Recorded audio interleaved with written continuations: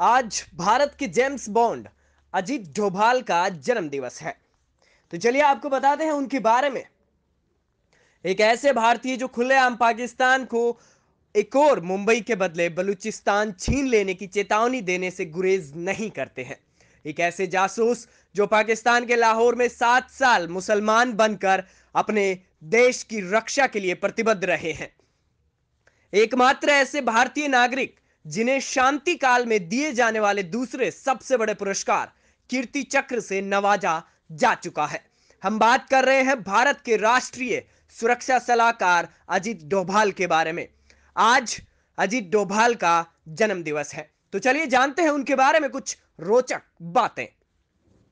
अजीत डोभाल का जन्म उत्तराखंड के पौड़ी गढ़वाल में 20 जनवरी 1945 को हुआ था, यानी कि आजादी से मात्र 2 साल पहले।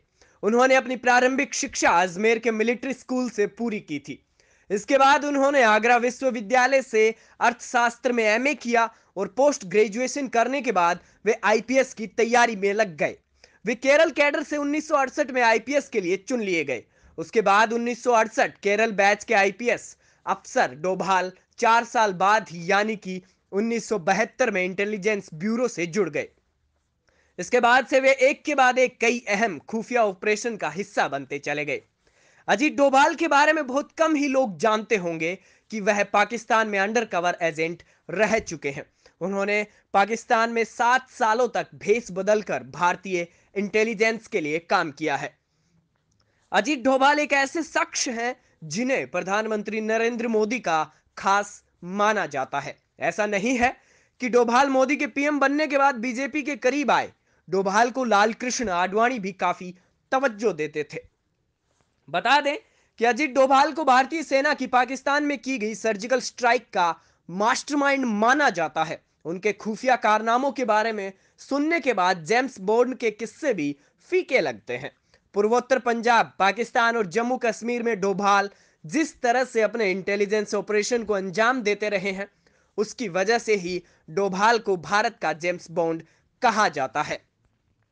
उनकी बहादुरी के आगे दुश्मन भी थर थर कांपते हैं। यही कारण है कि उन्हें दोबारा देश का राष्ट्रीय सुरक्षा सलाहकार नियुक्त किया गया है।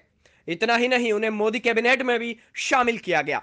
बता दें कि अजीत डोभाल अकेले ऐसे अधिकारियों में से एक हैं जिनकी अपनी ऑफिस बिल्डिंग है। वे भारतीय पुलिस सेवा के पूर्व अधिकारी और इंटेलिजेंस ब्यूरो के पूर्व निदेशक भी रह चुके हैं। अजीत डोभाल को सैन्य सम्मान कीर्ति चक्र से भी सम्मानित किया जा चुका है।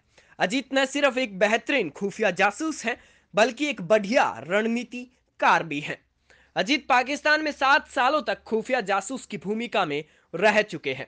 पाकिस्तान में अंडर कवर एजेंट की भूमिका के बाद उन्होंने इस्लामाबाद में स्थित इंडियन हाई कमीशन के लिए काम किया। कांधार में आईसी 814 के अपहरण प्रकरण में अपहृत लोगों को सुरक्षित वापस लाने में अजीत की अहम भूमिका रही थी। इतना ही नहीं, पीओके में अंजाम दिए गए सर्जिकल के पीछे राष्ट्रीय सुरक्षा सलाहकार अजीत डोभाल का बड़ा हाथ था। ऑपरेशन की निगरानी दिवंगत पूर्व रक्षा मंत्री मनोहर पर्रिकर, राष्ट्रीय सुरक्षा सलाहकार अजीत डोभाल और DGMO lieutenant general Ranveer Singh ने ही की थी।